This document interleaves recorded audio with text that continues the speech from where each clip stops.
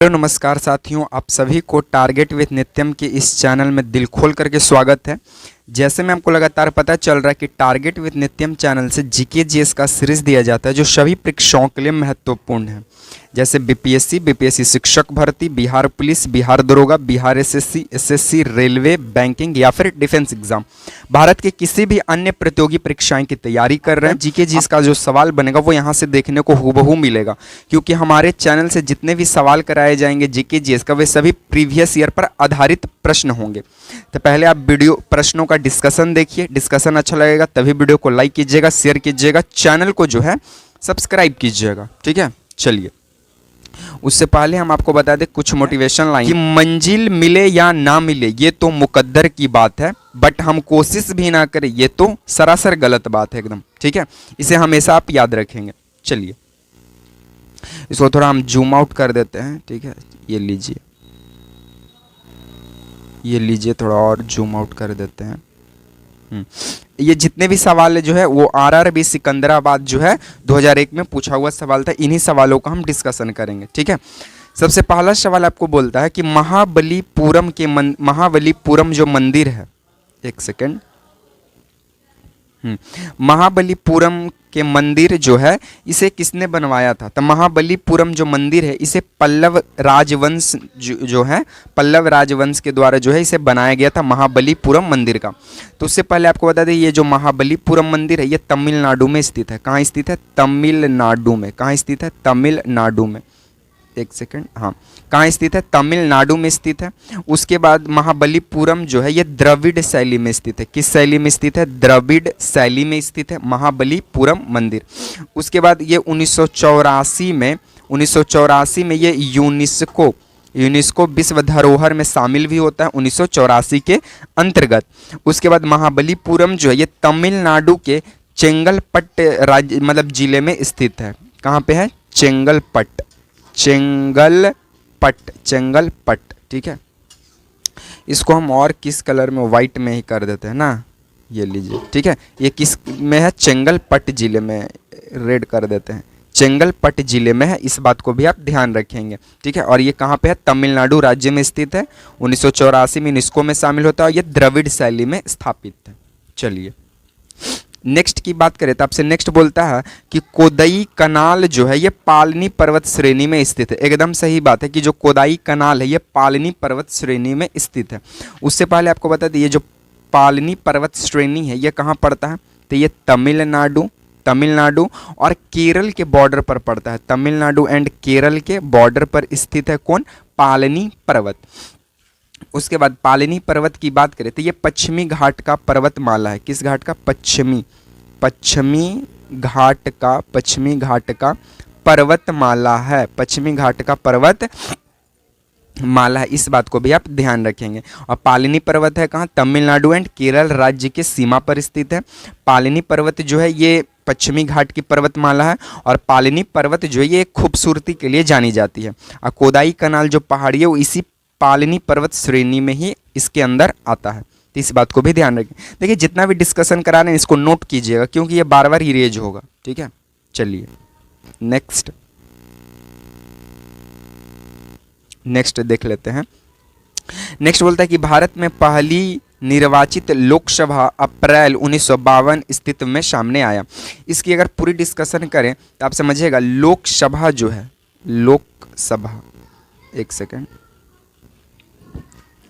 लोकसभा की बात करें तो लोकसभा की स्थापना जो है ये 17 अप्रैल 1952 को देखने को मिलता है। 17 अप्रैल 1952 में देखने को मिलता है लोकसभा। ठीक है, इसके अध्यक्ष जो है वो जीवी मावलंकर बनते। कौन बनते? जीवी मावलंकर इसके पहले अध्यक्ष बनते हैं और इसके पहले उपाध्यक्ष जो है वो एम.एन. आयंगर बनते हैं। कौन बनते हैं? एम.एन. आयंगर बनते हैं। ठीक है, तो इस बात को भी आप ध्यान रखेंगे। एम.एन. आयंगर इसके पहले उपाध्यक्ष बनते हैं लोकसभा का और पहले अध्यक्ष जीवी मावलंकर बनते हैं। लोकसभा की स्थापना 17 अप्रैल 1952 ईस्वी को होता है। ठीक है, चलिए नेक्स्ट की बात करें तो टेलीफोन का आविष्कार जो है वो एलेक्जेंडर ग्राहम बेल करते। एकदम सही बात है भाई कि टेलीफोन का जो आविष्कारक है वो एलेक्जेंडर ग्राहम बेल है। बाकी आपसे पूछे मोबाइल फ़ोन का आविष्कारक, मोबाइल फ़ोन का आविष्कारक कौन है? एमपी का, यानी मोबाइल फ़ोन का आविष्कारक कौन है? तो मोबाइल फ़ोन का खोज करता है मार्टिन कूपर। कौन है? मार्टिन कपूर। मार्टिन कूपर या मार्टिन कपूर नाम है, ठीक है। ये खोज करते हैं मोबाइल फ़ोन का। एसी का खोज कौन करता है भाई? तो एसी का खोज करता है कैरियर। कौन करता है? कैरियर जो है वो एसी का खोज करता है। उसके बाद टीवी का खोज कौन करता है? तो टीवी का खोज जो है लेगी बेयर्ड, जॉन लेगी बेयर्ड करता है। जॉन लेगी बेयर्ड करता है। इस बात को भी आप ध्यान रखेंगे।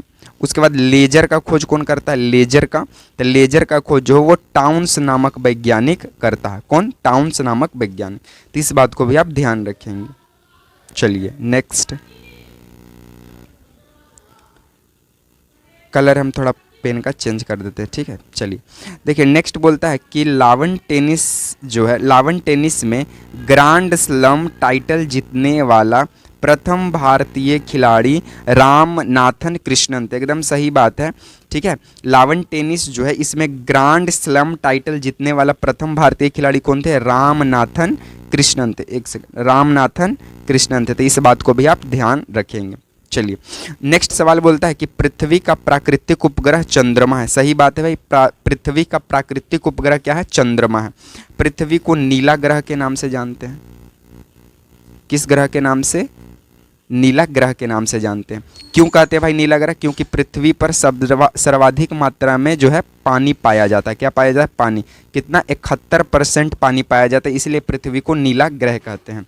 उसके बाद बुध और शुक्र की बात करें, बुध और शुक्र इसका कोई भी प्राकृतिक उपग्रह नहीं है, बुध और शुक्र का, ठीक है। सबसे ज़्यादा किसका प्राकृतिक उपग्रह था? शनि का जो है वो सबसे ज़्यादा प्राकृतिक उपग्रह देखने को मिलता है। आप लोग कमेंट बॉक्स में जवाब दीजिएगा कि गैनीमेड जो है ये किसका उपग्रह है, ठीक है। चलिए नेक्स्ट की बात करें तो बोलता है कि दाभोल विद्युत परियोजना जो है ये महाराष्ट्र में स्थित है। सही बात है भाई, दाभोल विद्युत परियोजना जो है ये महाराष्ट्र में ही स्थित है। बाकी महाराष्ट्र में और कौन कौन से विद्युत परियोजना है उसकी हम लोग चर्चा करते हैं। जैसे में एक है कोयना विद्युत परियोजना भी कहाँ है? महाराष्ट्र में है। उसके बाद एक है Chandrapur super thermal power station, ये भी कहाँ है? ये भी आपका महाराष्ट्र में है। उसके बाद एक है खीर बीरे